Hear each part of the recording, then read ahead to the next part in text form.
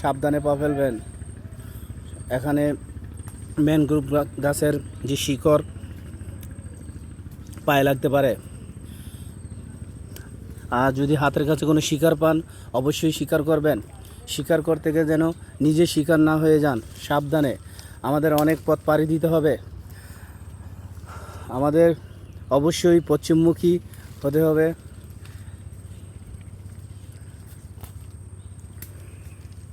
খুবই সুন্দর আল্লাহর নীলাখেলা, প্রাকৃতিক সৌন্দর্য আসলেই দেখার মতো।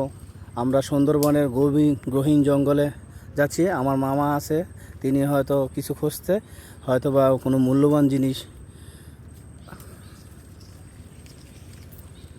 খাবারের জন্য হয়তো মামা কিছু একটা পেয়েছে। ও ও পোকা, ও এটা অনেক ডেঞ্জারাস পোকা হতে পারে।